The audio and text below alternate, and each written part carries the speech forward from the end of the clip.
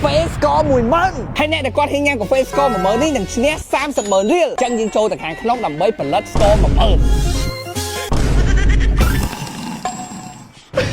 ញទេបងស្ករ10000បងប៉ុណ្ណឹង10000ទេបង10000បង វ៉ាវហើយកាហ្វេនេះទឹកស្ករហ្វីងជំរាបសួរអ្នកគ្រូពេទ្យជំរាបសួរបងអ្នកគ្រូពេទ្យញ៉ាំស្ករម៉ាអ្នកគ្រូខ្ញុំស្ករ100%យកអ្នកគ្រូអញ្ចឹងហ្វីងស្ករ10000ផ្អែមអត់បងញ៉ាំស្ករ10000នឹងបានស្បោះអូយមែនទេចាតែខ្សែខ្ញុំអត់ចឹងខ្ញុំទៅណាបងណាស្ករ10000អត់យកទេកាត់ជើងចឹងអត់ហូបទេបងណាអត់ហូបទេជំរាបសួរអ៊ីកាហ្វេស្ករ10000អ៊ីហ៊ានហូបអត់អីហូបស្ករច្រើនតែកាត់ជើងស្ករ10000ស្ករ10000បងហ៊ានហូបកាហ្វេនេះអត់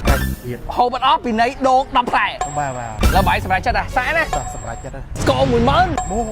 my god ខ្ញុំចង់ដឹងដែរវិញជឿមិនហ៎តែមែន Oh my god វ៉ាជាសាហាវផ្អែមហីបងមកសំរុំទៅយកបានអត់ផ្អែមដូច10000ទេដូចអត់សូវផ្អែមប្រហែលផងមកចឹងមួយកែវ300,000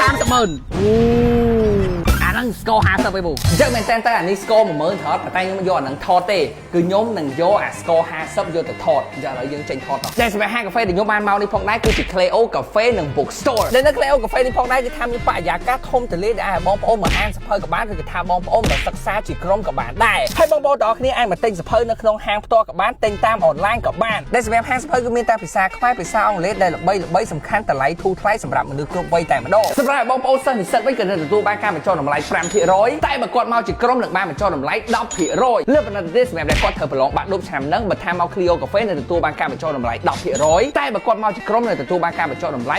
20% ដែលសម្រាប់ទីតាំងហាងវិញគឺនៅខាងក្រោយ Eon 2តែម្ដងហើយដើម្បីទទួលបានការ discount ហ្នឹងគឺគ្រាន់តែបង្ហាញការផ្សងទៅជាការស្រេចដៃ2